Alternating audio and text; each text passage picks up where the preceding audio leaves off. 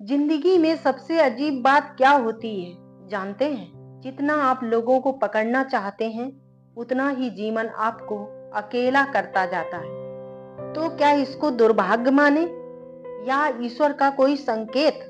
क्योंकि इतिहास गवाह है, जब भी किसी व्यक्ति को भीतर से बदलना होता है उसे पहले दुनिया से थोड़ा अलग किया जाता है। आज हम जानेंगे क्या अकेलापन सिर्फ दर्द है या ईश्वर द्वारा शुरू की गई एक आध्यात्मिक यात्रा। कैसे इस अकेलेपन में जिंदगी की सफलता का संकेत छिपा है। नमस्ते, मैं हूँ जिया। हर अकेलापन बुरा नहीं होता। दुनिया हमें बचपन से सिखाती आई है, जितने ज्यादा लोग उतनी ज्यादा खुशी। लेकिन शास्त्र जस्ट इसके उलट कुछ और कहते हैं। और इसी तरह सफल लोगों की कहानियां भी कुछ अलग होती है। चाहे वो बड़े बड़े स्तर के बिजनेसमैन हो या वन में तप करने वाले ऋषि, गुफाओं में ध्यान करने वाले योगी हो, यहाँ तक कि गौतम बुद्ध भी भीड़ छोड़कर अकेले गए थे। क्यों? क्योंकि आत्मा की सबसे गहरी आवाज शोर में नहीं, मौन में सुनाई देती है।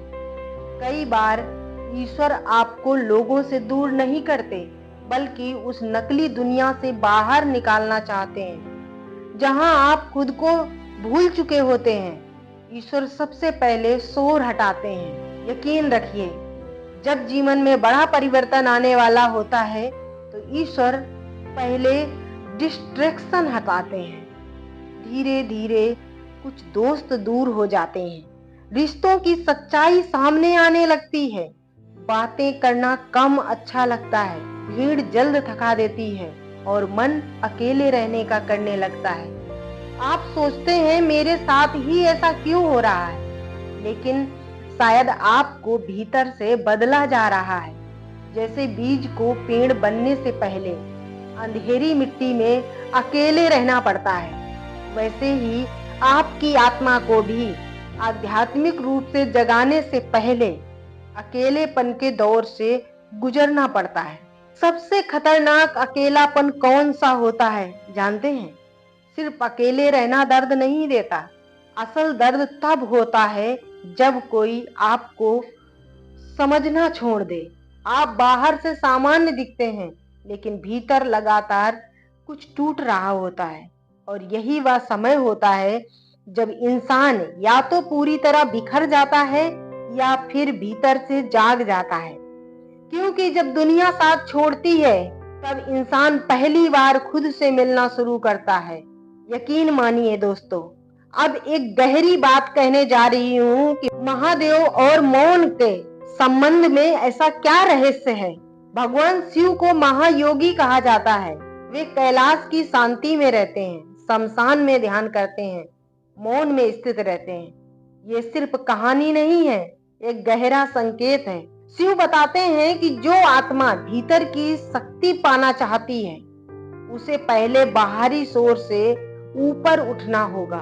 इसलिए कई बार आध्यात्मिक लोग अचानक बदलने लगते हैं। उन्हें अकेलापन अच्छा लगने लगता है, छोटी बातें परेशान करने लगती हैं, फेक लोग जल्दी पहचान में आने लगते हैं और मन सत्य को खोजने में लग जाता है। ये डिप्रेशन नहीं हो सकता दोस्तों, ये आत्मा का ट्रांसफॉर्मेशन भी हो सकता है।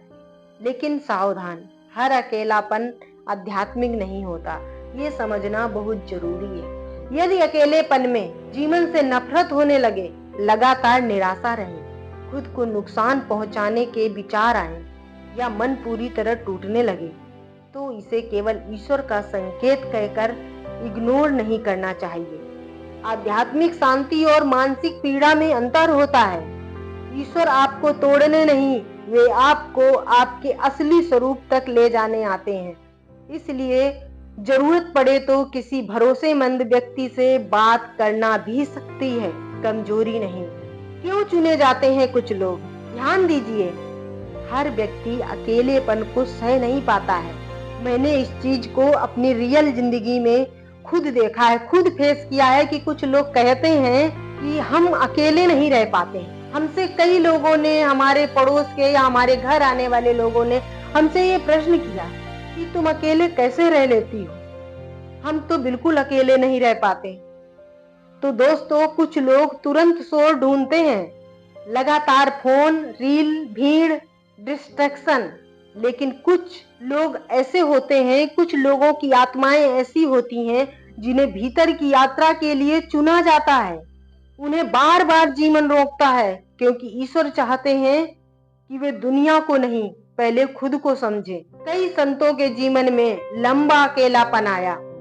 कबीर, मीरा, यहाँ तक कि स्वामी विवेकानंद भी भीतर की आग से अकेले गुजरे हैं। भीतर की आग से अकेले गुजरे थे। अकेलापन धीरे धीरे इंसान से 3 भ्रम छीन लेता है दोस्तों। गौर कीजिए। पहला वो भ्रम होता है कि सबको लगता है कि हमारा जो रिश्ता है वो हमेशा साथ रहेगा। तो ऐसा बिल्कुल नहीं है दोस्तों। कोई रिश्ता पूरी जिंदगी साथ नहीं रहता है। कुछ लोग केवल एक अध्याय होते हैं। एक अध्याय खत्म होने के बाद में वो रिश्ता दूर हो जाता है।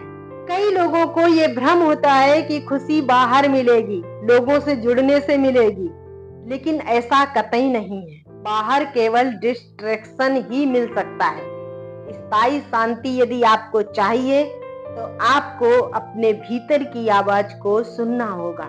कई लोगों को ये भ्रम हो जाता है कि वो कमजोर हैं। तो ऐसा भ्रम आप बिल्कुल मत कीजिए। आप कमजोर नहीं हैं। अकेलापन आत्मा की हिडन स्ट्रेंथ बाहर लाता है। ईश्वर का सबसे बड़ा संकेत वो होता है जो आपने कभी नहीं सोचा है। यदि ईश्वर आपको पूरी तरह छोड़ दे तो आपको भीतर से बदलने की कोशिश ही क्यों करते? इसलिए शायद आपके भीतर बार बार सवाल उठते हैं, मैं कौन हूँ? जीवन का उद्देश्य क्या है? सब कुछ होते हुए भी खालीपन क्यों है? ये प्रश्न सामान्य नहीं होते हैं। अक्सर आध्यात्मिक जागरण इन्हीं सवालों से शुरू होता है।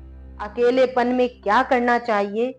यदि आप इस दौर से गुजर रहे हैं तो इन बातों को ध्यान से सुनिए। अकेलेपन से भागिए मत। धीरे धीरे खुद से जुड़ना शुरू कीजिए। कुछ समय मौन में बैठिए, प्रकृति के पास जाइए, शास्त्र या नोवेल पढ़िए, थोड़ा देर मेडिटेशन कीजिए और सबसे जरूरी खुद को समझने की कोशिश कीजिए। क्योंकि कई बार ईश्वर लोगों को हटाकर आपको आपसे मिलवाते हैं। अब आप कहेंगे कि हम सांसारिक लोग हैं, तो अकेलापन आपको सांसारिक जीवन में क्या दे सकता है? लोग सोचते हैं अकेलापन केवल व्यक्ति को कमजोर बनाता है, लेकिन ये बिल्कुल सच नहीं है दोस्तों।